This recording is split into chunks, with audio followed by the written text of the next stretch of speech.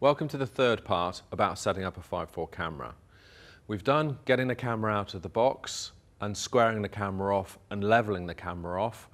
We've done looking at the lens, and we've also done loading the dark slide. What I want to talk to you about now is actually focusing the camera up. Now, I could talk about lots of technical aspects about this, but I think a good rule of thumb that I tend to use is if I'm using a 150mm lens and my subject, as in Duncan in this instance, is about 3 to 4 feet away from me, I know that I need about 5 to 6 inches of bellows extension. And when I talk about bellows extension, I'm talking about the distance from my lens plane to my film plane. So once I've got it roughly set up, then I need to do actual focusing. And to focus, I need to use these focus knobs. Now, depending on which camera you're using will depend on where these focus knobs are on your camera. But I happen to know they're here. On one side, they unlock, and on the other side, they actually move the focus. Now, you can move either the front or the back. I tend to always use the back, okay?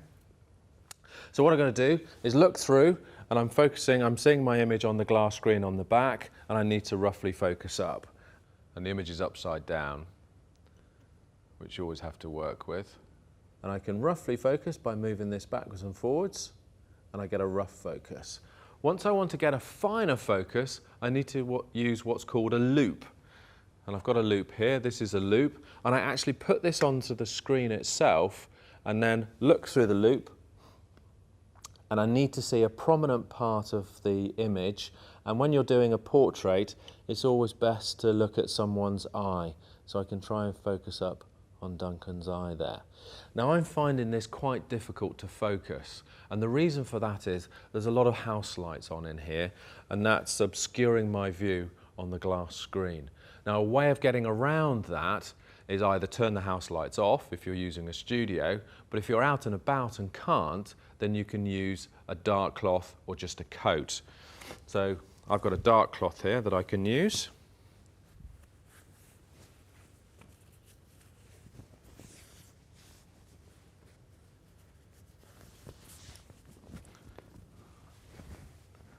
And I can put that over. And now once I've cut the light out, coming onto the glass screen, it's a lot clearer and a lot brighter for me to actually focus up. Once I've focused, I'm actually ready to set the camera up and actually take the shot. Now, I took a meter reading before, and it was 125th of a second at f11. So I need to set that to the camera now. I need to set f11. So I need to set 125th.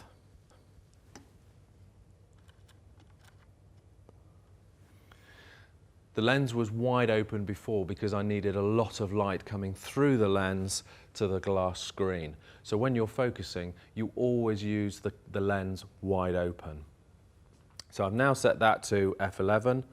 The next thing to do is actually close the lens down. As I said about in the second tutorial, where you close and open the lens, you must remember to close that lens down. Once I've closed it down, I do my cock and check procedure. So I cock the camera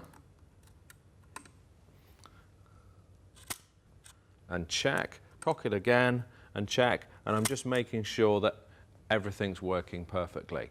Once I know everything's working perfectly, then I can insert my dark slide, remembering that I've only got one sheet of film in here, so it's the white side they've got to have facing the subject, facing the lens.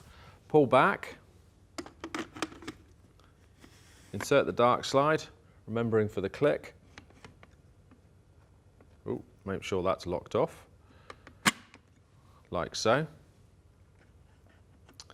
Tell my subject that I'm about to take the shot. If you like, look right into the lens. Release the catch. Pull the dark slide out completely. Make sure we're cocked. Take the picture. Reinsert the dark slide, remembering to put the black side in.